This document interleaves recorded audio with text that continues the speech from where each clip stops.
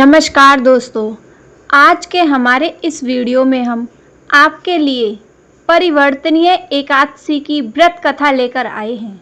एक समय युधिष्ठिर महाराज भगवान श्री कृष्ण से कहते हैं, हे भगवान, भाद्रपद शुक्ल एकादशी का क्या नाम है, इसकी क्या विधि है तथा इसका महत्व कृपया करके मुझे कहिए।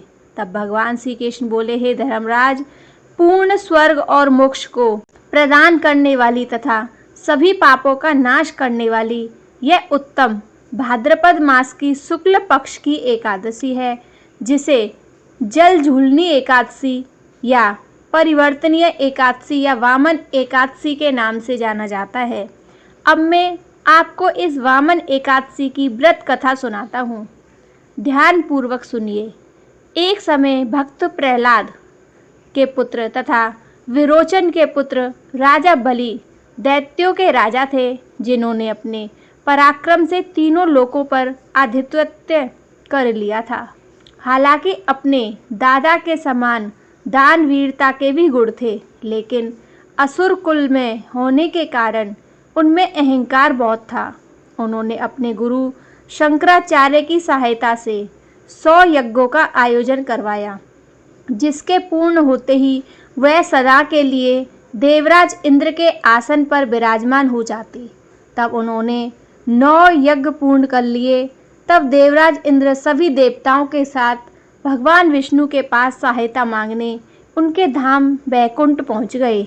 वहां जाकर देवराज इंद्र ने भगवान श्री हरि को सारी समस्या बता दी और कहने लगे, यदि बलि ने 1.25 यज्ञ पूर्ण कर लिया तो उसका अंत करना असंभव हो जाएगा।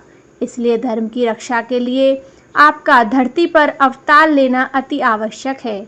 तब भगवान श्री हरि ने स्थिति की गंभीरता को समझते हुए पृथ्वी पर अवतार लेने का निश्चय किया।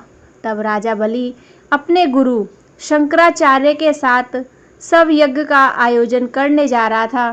तभी वहां भगवान विष्णु एक छोटे कद वाले ब्राह्मण के रूप में अवतार लेकर आए तथा दान मांगने लगे।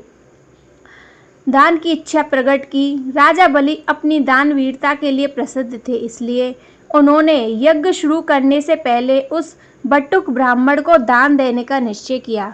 वामन अवतार में आए भगवान श्री हरि ने कुछ भी मांगने से पहले बलि से संकल्प लेने को कहा।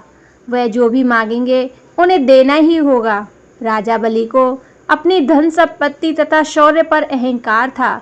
इसी मद में वह संकल्प लेने लगे। उसी समय उनके गुरु शुक्राचार्य ने वामन अवतार में आए श्री हरि को पहचान लिया और बलि को चेतावनी देने लगे कि वह संकल्प ना ले तथा यज्ञ की शुरुआत करे। किंतु राजा बलि अपने अहंकार में चूर था।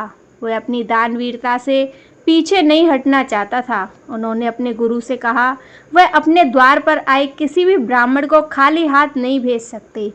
तीनों लोकों के स्वामी भगवान विष्णु उनके द्वार पर एक याचक के रूप में आए हैं, तो वह कैसे मना कर सकता है। ऐसा कहकर राजा बलि ने संकल्प ले लिया। संकल्प लेने के बाद उन्होंने ब्राह्मण से अपने लिए कुछ मांगने को कहा। तब वामन भगवान ने श्री हरि ने अपने लिए 3 पग धरती मांगी, जिसे राजा बलि ने स्वीकार कर लिया। बलि के स्वीकार करते ही भगवान विष्णु के वामन अवतार ने अपना रूप अत्यधिक विशाल कर लिया तथा संपूर्ण ब्रह्मांड में फैलकर वामन रूप में श्री हरि ने अपने एक पैर से संपूर्ण पृथ्वी को नाप दिया तथा दूसरे पैर से स्वर्ग लोक को नाप दिया। अब तीसरा पग रखने के लिए कोई जगह शेष नहीं बची, क्योंकि वह राजा बलि की संपूर्ण भूमि इत्यादि ले चुके थे। इसलिए उन्होंने राजा बलि से पूछा, अब तुम अपना वचन कैसे पूरा करोगे। यह सुनकर राजा बलि का अहंकार चूर चूर हो गया तथा उन्होंने तीसरा पग रखने के लिए अपना मस्तक आगे कर दिया। तब वामन रूप भगवान ने अपना तीसरा पग राजा बलि के सिर पर रखकर उनका अभिमान भंग कर दिया और यह सिद्ध किया कि उनके समान कोई भी बड़ा नहीं है।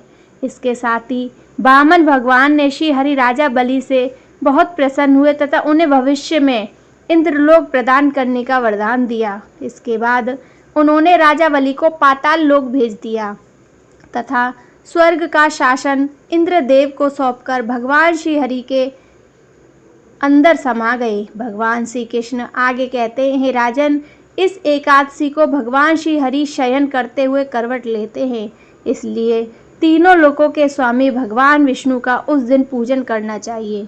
इस दिन तांबा, चांदी, चावल और दही का दान करना उचित है। रात्रि में जागरण अवश्य करना चाहिए।